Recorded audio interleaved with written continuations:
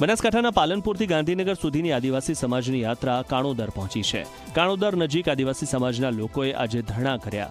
આ પહેલા સિદ્ધપુરના કાકોશી 4 રસ્તા પાસે તેઓ એકત્રિત થયા હતા, પરંતુ મંજૂરી વિના પદયાત્રાની તૈયારીઓ થતા પોલીસે યાત્રા રોકી હતી। જે બાદ આદિવાસી આગેવાનો પરત કાણોદરા પહોંચ્યા હતા અને ધરણા કરી વિરોધ નોંધાવ્યો હતો। આ દરમિયાન દાતાના ધારાસભ્ય કાંતિ ખરાડીએ હુંકાર કર્યો છે કે સરકારને જે કરવું હોય તે કરે, અમે અમારા દાખલા લઈને જ જંપીશું।